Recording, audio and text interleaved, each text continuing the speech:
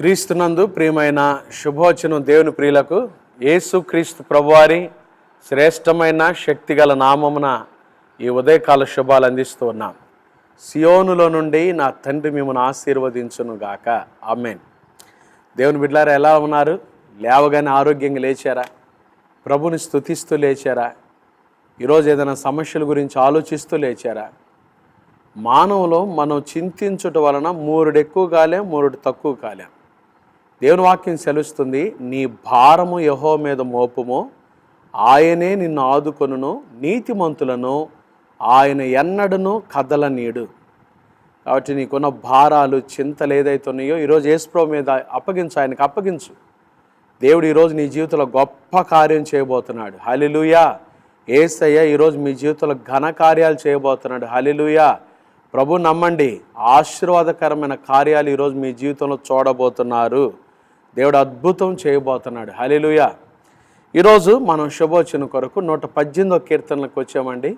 అద్భుతమైన వచనాలు ఈ కీర్తనలో ఉన్నాయి. మీరు కానీ బాగా చదవగలిగితే ఇంటి దగ్గర బాగా చదువుకోండి. 118వ కీర్తనలో అనేకమైన విషయాలు ఉన్నాయి. అయితే మనం మన ధ్యానం కొరకై 118వ కీర్తన 8-9 వచనాలు. 118వ కీర్తన 8-9 వచనాలు. మనుషులను నమ్ముకొనుట కంటే యెహోవాను ఆశ్రయించుట మేలు, రాజులను నమ్ముకొనుట కంటే యెహోవాను ఆశ్రయించుట మేలు. మేలు మేలు దేవుని వాక్యంలో మేలు, సహోదరుల ఐక్యత కలిగి నివసించటం మేలు. చాలా అద్భుతమైన మేలు విషయం. ఆయన మాట విని ఎడల ఎంతో మేలు. చూడండి కదా, ప్రేమ గల చోట ఆకుకూరల భోజనం చేయటం మేలు. భగవాని ఇంట క్రొవ్విన ఎద్దు మాంసం తినుట కంటే ప్రేమ గల చోట ఆకుకూరల భోజనం చేయటం మేలు. మేలు అనే మాట బైబిల్లో మనం చాలాసార్లు చూస్తామండి. ఈరోజు గొప్ప మేలైన విషయం, నీ యందు భయభక్తులు గల వారి నిమిత్తం నీవు దాచి ఉంచిన మేలు ఎంతో గొప్పదని వాక్యం సెలవిస్తూ ఉంది. ఏది మేలు? మనుష్యులను నమ్ముకొనుట కంటే, రాజులను నమ్ముకొనుట కంటే యెహోవాను ఆశ్రయించుట మేలు. ఎంత బలమైన మాట అండి. యెహోవాను ఆశ్రయించుట మేలు. ఎందుకండి మనుషుల్ని ఎందుకు నమ్మకూడదంటే, మనుషులు మనకు మాట ఇస్తారు, ఖచ్చితంగా నువ్వు క్లిష్ట పరిస్థితుల్లో ఉన్నప్పుడు నేను నిన్ను ఆదుకుంటా అంటారు. ఇంకా ఏమని చెబుతారు తెలుసా? నేనున్నాగా, నీకు దిగులు ఎందుకు అంటారు కదండి. ఇంకొన్ని పర్యాయాలు ఇంకా ఏం చేస్తారంటే, బాగా మనల్ని నమ్మించడానికి ఏం పర్లా, నువ్వెక్కడికి వెళ్ళినా నేను నీతో వస్తా, ఇట్లా అనేకమైన మాటలు చెప్తారు. కానీ అవసరతలో, సరైన క్లిష్ట పరిస్థితుల్లో మనం ఉన్నప్పుడు వాళ్ళు మనకి చెయ్యిచ్చి వదిలిపెట్టేస్తారు. మనుషుల మనస్తత్వం అలాంటిది. ఎవరైనా సరే అండి, మనుషులు అటువంటి వారు. ఎందుకంటే మనుషులు ఏదైనా సహాయం చేయాలన్నా వారి స్వార్థం చూసుకుంటారు, వారి అంతస్తు చూసుకుంటారు. మరలా వాళ్ళు ప్రత్యుపకారాన్ని కూడా ఎక్స్పెక్ట్ చేస్తారు మన దగ్గర నుంచి. నేను వీళ్ళకి సహాయం చేస్తే మరలా నాకు ఎప్పుడైనా సహాయం చేయగలరా కదండి. టీ ఇప్పిస్తే మరలా టీ ఇప్పించగలరా, భోజనం పెడితే మళ్ళీ భోజనం పెట్టించగలరా, స్టేటస్ చూస్తారు, హోదాలు చూస్తారు. ఇవన్నీ మనుషులు ఆలోచన చేస్తారు కదండి. కాబట్టి క్లిష్ట పరిస్థితులు కొన్నిసార్లు కావాలని కూడా మనకు సహాయం చేయటానికి వాళ్ళ దగ్గర స్తోమత ఉండి కూడా ఎందుకులే వదిలిపెట్టేద్దామని వదిలిపెట్టేస్తాం. మనుషుల నైజం అలాంటిది. అయితే మనం ఆరాధించే దేవుడు ఉన్నాడు కదండి, ఆయన అలాంటి వాడు కాదు.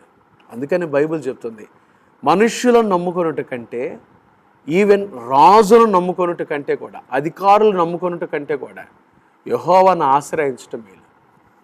చాలాసార్లు మనుష్యులు నమ్మి, రాజులు నమ్మి, అధికారులు కూడా అంటారు కదండి, మేము చేస్తాంలేండి, ఏం పర్లేదులేండి చేస్తాం. ఎప్పుడైనా మనం క్లిష్టపరుస్తున్నాం, వాళ్ళకి ఫోన్ చేస్తామా, ఫోన్ బిజీ వస్తుంది, ఫోన్ అందుకోరు, ఫోన్ పక్కన పెట్టేస్తారు కదండి. రాజులు, అధికారులు కూడా అలాంటి వాళ్ళే. కానీ మనం ఆరాధించే దేవుడు ఉన్నాడు కదండి, గొప్ప దేవుడు ఆయన. ఆయన మాటిచ్చి నెరవేర్చేవాడు. ఆయన పేదల పాలిటి పెన్నిది. ఆయనను ఆశ్రయించట ఎంత మేలో, ఆయనను ఆశ్రయించటంలో ఎంత ఆశీర్వాదాలు ఉన్నాయో బైబిల్లో ఒక 3 వచనాలు మీకు ఈ ఉదయకాలం జ్ఞాపకం చేస్తాను. దేవుణ్ణి ఆశ్రయించుటలో ఉన్న గొప్ప మేలు, గొప్ప ఆశీర్వాదకరమైన ఒక 3 మాటలే మీకు గుర్తు చేస్తాను. చూడండి, 34వ సంకీర్తనలో దావీదు ఈ కీర్తన రాస్తాడు. 34వ సంకీర్తన ఎంత చక్కటి మాట రాసి చూడండి. 10వ వచనం, సింహపు పిల్లలు లేమి గలవై ఆకలి గొనును, యెహోవాను ఆశ్రయించు వారికి ఏ మేలు కొదువయ్యి ఉండదు. ఎందుకు ఆయన ఆశ్రయించాలంటే ఆయనను ఆశ్రయించు వారికి ఏ మేలు కొదువయ్యి ఉండదు. అంటే అన్ని మేలు చేస్తాడు ఆయన. మేలుతో నీ హృదయాన్ని తృప్తిపరుస్తాడు ఆయన. నీ జీవితంలో ఏ మేలు చేయాలో చేస్తాడు ఆయన, చేసి చూపిస్తాడు అంతే. ఆ ప్రియమైన దేవుని బిడ్డారా, ఉదయకాలం ఏ మేలు కోసం నువ్వు ఎదురు చూస్తున్నావో మేలుతో నీ హృదయాన్ని తృప్తిపరుస్తాడు. ఆయనను ఆశ్రయించు వారికి ఏ మేలు కొదువయ్యి ఉండదు. ఈరోజు యేసుప్రభుని ఆశ్రయించు. ఖచ్చితంగా నీకున్న శ్రమలు ఏవైనా సరే, నీకున్న పోరాటాలు ఏవైనా సరే, నీకున్న ఇరుకు ఇబ్బందులు ఏవైనా సరే, నీకున్న కష్టాలు ఏవైనా సరే, ఆయనను ఆశ్రయించు వారికి ఏ మేలు కొదువయ్యి ఉండదు. మరొక మాట చూద్దామా? చూడండి, 9వ సంకీర్తనలో చక్కటి మాట మనం చూస్తాం. 9వ సంకీర్తన 10వ వచనం, యెహోవా నిన్ను ఆశ్రయించు వారిని నీవు విడిచిపెట్టువాడవు కావు. చూడండి, ఆయన ఆశ్రయించు వారిని ఆయన విడిచిపెట్టువాడు కాడంట. ఆయన విడువడు ఎడబాయుడు కదండి. ఎప్పుడైతే నువ్వు ఆయన ఆశ్రయిస్తావో ఆయన నిన్ను విడువడు ఎడబాయుడు. ఎంత గొప్ప దేవుడండి. మేలుతో ఆయన ఆశ్రయించు వారికి ఏ మేలు కొదువయ్యి ఉండదు. మేలు చేసి ఆశీర్వదిస్తాడు. రెండవది, ఆయన విడిచిపెట్టువాడు కాడు. మనుషులు విడిచిపెట్టచ్చు, మనుషులు సహాయం చేస్తామని కూడా చేయకుండా వెళ్ళిపోవచ్చు, కానీ ఆయన ఆశ్రయించు వారిని ఆయన విడిచిపెట్టువాడు కాడు కదండి. ఎంత బలమైన మాటలు. తర్వాత ఇంకొక మాట చూద్దాం. ఆయన ఆశ్రయిస్తే 11వ వచనం, 5వ కీర్తన 11వ వచనం, నిన్ను ఆశ్రయించు వారందరూ సంతోషిస్తారు. ఎందుకంట నీవే వారిని కాపాడుదువు గనుక వారు నిత్యము ఆనంద ధ్వని చేయుదురు. ఆయన ఆశ్రయిస్తే నువ్వు సంతోషంగా ఉండొచ్చు. ఎందుకంటే కాపాడేవాడు ఆయనే, సహాయం చేసేవాడు ఆయనే, క్లిష్ట పరిస్థితుల్లో నేను ఆదుకునేవాడు ఆయనే. ఆయన విడువడు ఎడబాయుడు. ఈరోజు నువ్వు ఏ పరిస్థితులు కూడా నడుస్తున్నావో నాకు తెలియదు, ఆయన ఆశ్రయించు కదండి. బోయేజు రూతుతో ఒక మాట అంటాడు. ఎంత అద్భుతమైన మాట చూడండి. రూతు గ్రంథము 2వ అధ్యాయంలో రూతు ఏ పరిస్థితుల్లో బోయేజ్ దగ్గరికి వచ్చిందో ఆ పరిస్థితులన్నీ బోయేజ్ గమనించి చాలా అద్భుతమైన సాక్ష్యం చెప్తాడు. చూడండి, రూతు గ్రంథము 2వ అధ్యాయము, రూతు గ్రంథం 2వ అధ్యాయం. యెహోవా నువ్వు చేసిన దానికి ప్రతిఫలం ఇస్తాడు. ఇశ్రాయేలీల దేవుడైన యెహోవా రెక్కల క్రింద సురక్షితముగా ఉండినట్లు నీ వచ్చితివి కదా. నువ్వు వచ్చితివి, నువ్వు ఆయన దగ్గరకు వచ్చావు కాబట్టి, నువ్వు ఆయన ఆశ్రయించావు కాబట్టి ఆయన ఖచ్చితంగా నువ్వు చేసిన దానికి ప్రతిఫలం ఇస్తాడు. ఆయన నీకు సంపూర్ణమైన బహుమానం ఇచ్చును.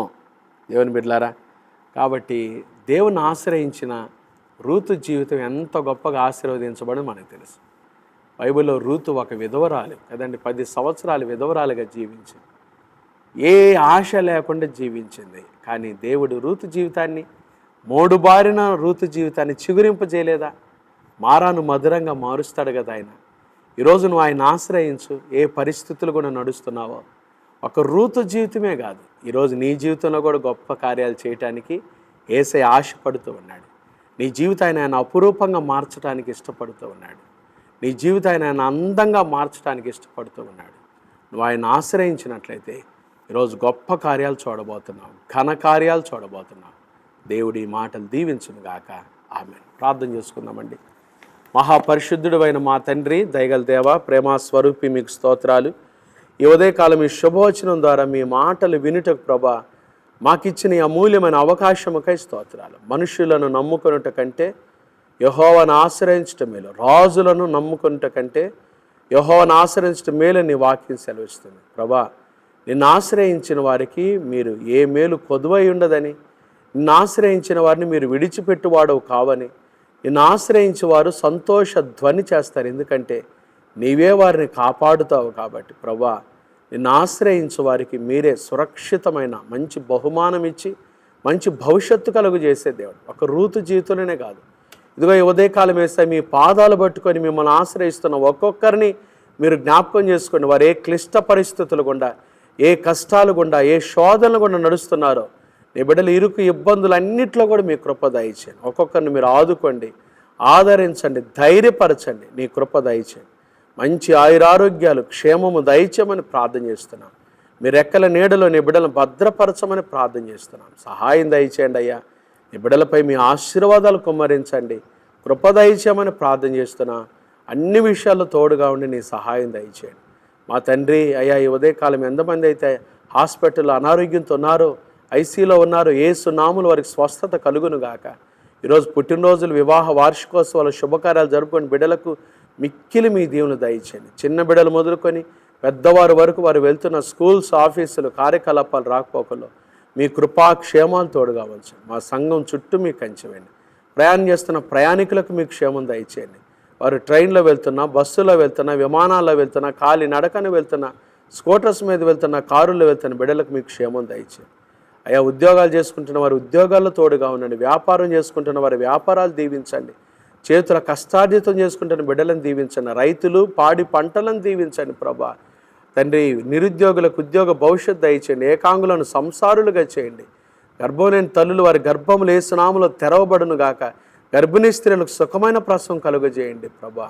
ఈ దిన జీవిత యాత్రలను ఎదుర్కొని పోయే ప్రతి శోధన, కీడు, దుష్టుడు, అపాయం తప్పించి క్షేమాన్ని, కృపను దయచేయండి. దినమంతా మాకు తోడుగా ఉండి మీ రెక్కల నీడలో మమ్మల్ని భద్రపరిచి కృప దయచేయమని ప్రార్థన చేస్తున్నాం.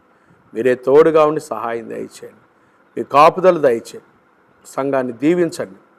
ఈరోజు జరుగుతున్న తండ్రి సంపూర్ణ రాత్రి ప్రార్థన సహవాస కూడికను దీవించి ఆశీర్వాదకరంగా నీ బిడ్డలు అనేక మందిని మీ సన్నిధికి తీసుకొచ్చి మీ నామానికి మహిమ తెచ్చుకోనమని యేసు నామమున ప్రార్థిస్తున్నాము తండ్రి.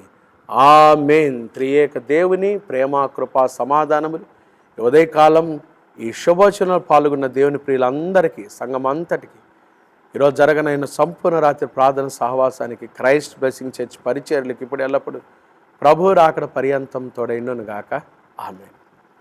God bless you. దేవుని బిడ్డలారా, ఈరోజు 7:30కే మన చర్చిలో, క్రైస్ట్ బ్లెస్సింగ్ చర్చిలో వినుకొండలో చక్కగా సంపూర్ణ రాత్రి ప్రార్థన సహవాసకుడికి జరుగుతుంది.